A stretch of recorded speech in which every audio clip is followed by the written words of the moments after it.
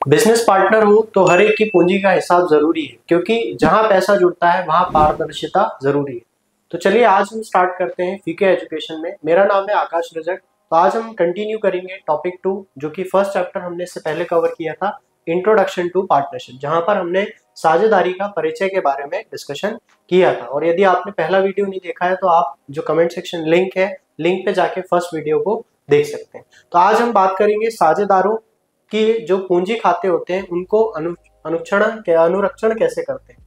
तो यदि हम बात करें साझेदारों की पूंजी खाते का मतलब होता है कैपिटल अकाउंट। तो यदि हम कैपिटल अकाउंट की बात करते हैं किसी पार्टनर की, तो वो कैपिटल अकाउंट किस तरीके से, अब जो पूंजी खाता है वो किस तरीके से हम बनाते हैं, उसके बारे में आज हम डिस्कशन करेंगे। तो सबसे पहले हम देखें कि साझेदारों की जो पूंजी खातों का अनुरक्षण जो होता है वो साझेदारी तथा फर्म से संबंधित सभी लेन देन, जो भी लेन देन होते हैं उनके पूंजी खातों के माध्यम से खातों में अभिलेखित किया जाता है। मतलब कि कोई भी साझेदार है, यदि कोई भी पार्टनर है तो पार्टनर क्या करेगा, कुछ पूंजी लेके आएगा, और ये जो पूंजी लेके आ रहा है इस पूंजी के साथ साथ वो क्या कर रहा होगा, वो किसी तरीके का जो व्यवसाय है उसमें पूंजी पे ब्याज उसको मिल रहा होगा, है ना। या तो हम देखें तो इसके अंतर्गत क्या होता है, पूंजी के रूप में लगाई गई जो धनराशि है पूंजी की निकासी है। मतलब यदि वो पैसा निकालता है, लाभ का भाग है, जो भी प्रॉफिट उसको मिलता है, लाभ मिलता है, पूंजी जो उसने लगाई हुई है उस पर जो ब्याज रहता है, आहरण पर ब्याज अगर मिलता है उसको, साझेदार का वेतन तथा साझेदार का कमीशन आदि शामिल होता है। मतलब इसमें वो सारी चीजें पूंजी खाते में जो एक साझेदार को, पार्टनर को मिलती है किसकी तरफ से, फर्म की तरफ से, वो हम सारी चीजें क्या करते हैं, उसको लिखते हैं। तो यदि हम बात करते हैं यहाँ पर दो विधियां, है ना, कहीं ना कहीं यहाँ पे दो तरीके से, दो टाइप से क्या करते हैं हम, साझेदारों की पूंजी खाते का अनुरक्षित किया जाता है, प्रिपरेशन किया जाता है, बनाया जाता है।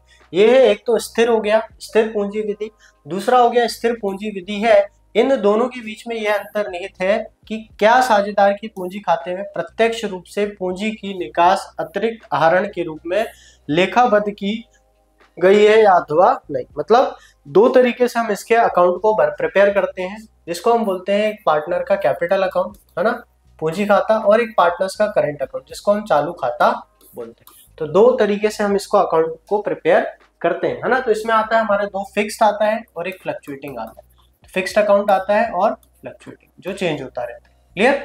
तो यदि हम बात करें स्थिर की, फिक्स्ड पूंजी विधि की, तो स्थिर पूंजी विधि के अंतर्गत साझेदार की पूंजी तब तक स्थिर रहती है, कब तक स्थिर रहती है, जब तक साझेदारों के समझौते, है ना, के अनुसार अतिरिक्त पूंजी को संविष्ट न किया जाए अथवा पूंजी का एक भाग की निकासी न की जाए। मतलब यदि ये पूंजी व्यवसाय में लेके आता है या लेके जाता है, तब तक इनकी जो पूंजी खाते हैं उसमें कोई बदलाव नहीं है, न किया जाए, अथवा पूंजी का एक भाग की निकासी न की जाए। सभी प्रकार के लेन देन जैसे कि लाभ की भागीदारी, पूंजी का ब्याज, आहरण आदि एक अलग खाते में अलिखित किया जाता है। मतलब कि खाली यहाँ पे जो भी पूंजी आएगी या जाएगी उसको लिखा जाता है, बाकी जो सारी चीजें, लाभ हानि हो गया, है ना, इसके अलावा ब्याज वगैरह हो गया, ये सारी चीजें हम एक अलग खाता बनाते हैं जिसमें हम वो सारी चीजों को क्या करते हैं, लिखते हैं।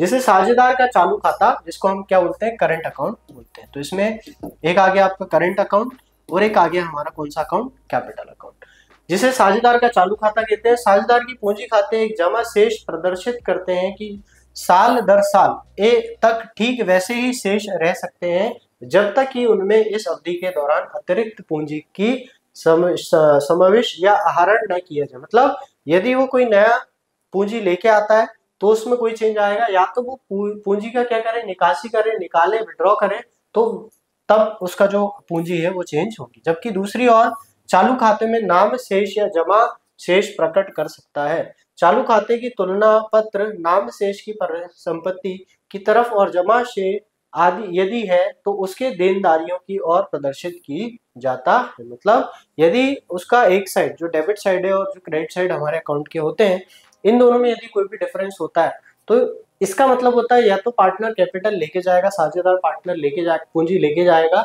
या तो साझेदार को और पूंजी लाने की आवश्यकता है। यदि हम आगे देखें स्थिर पूंजी विधि, तो स्थिर पूंजी विधि के अंतर्गत पूंजी खाता एवं चालू खाता निम्नवत प्रदर्शित किया जाता है। तो सबसे पहले यदि हम बात करें, यहाँ पे जो प्रारंभिक, है ना, ओपनिंग जो कैपिटल होता है वो आता है, इसके बाद है किसी तरीके का एडिशनल कैपिटल, नया कैपिटल पार्टनर लेके आया है तो वो आता है। इसी के साथ साथ यदि किसी तरीके का विड्रॉ वो करता है, और लास्ट में जब हम दोनों साइड का माइनस प्लस करते हैं, ये डेबिट साइड हो गया और ये हमारा क्रेडिट साइड हो गया, तो इसका टोटलिंग करके इससे जब माइनस करते हैं तो जो शेष बैलेंस आता है, अंतिम जो जमा शेष बैलेंस आता है, अंतिम शेष जो बैलेंस आता है वो आता है।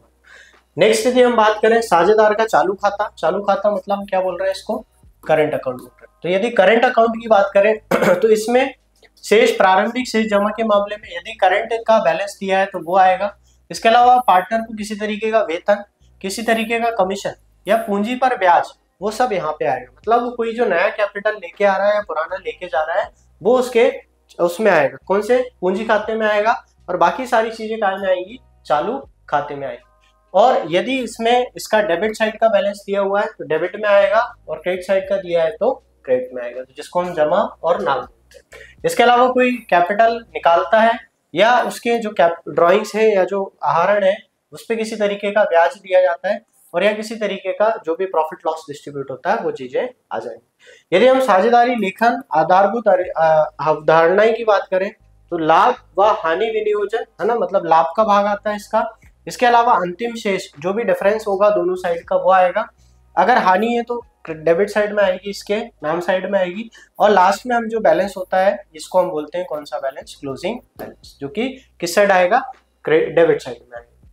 और यदि हम अस्थिर पूंजी की है ना, फ्लक्चुएटिंग की बात करें तो फिक्स्ड में हमारे 2 हो गया, फ्लक्चुएटिंग में 1 हो गया, जिसमें हम सारी ही चीजों को लिख देते हैं। अस्थिर पूंजी विधि के अंतर्गत केवल एक खाता अर्थात पूंजी खाता ही प्रत्येक साझेदार के लिए तैयार किया जाता है। तो इसमें कितने अकाउंट बनते हैं, सिंगल। तो यदि हम फिक्स्ड की बात करें तो फिक्स्ड में 2 हो गया कैपिटल, कब आएगा, या तो कुछ प्लस होगा या तो कुछ माइनस होगा। और करंट में कैपिटल को छोड़ के जो भी पार्टनर्स को मिलना है, साझेदारों को मिलना है, वो सारी चीजें आएंगी। यदि हम फ्लक्चुएटिंग की बात करें तो फ्लक्चुएटिंग में या स्थिर खाते में एक ही अकाउंट बनेगा जिसको हम कैपिटल अकाउंट बोलते हैं, पूंजी खाता बोलते हैं, जिसमें सारी ही चीजें जो कि ये और ये दोनों का जो जोड़ होगा वो एक साथ ही हम क्या करते हैं, लिख देते हैं।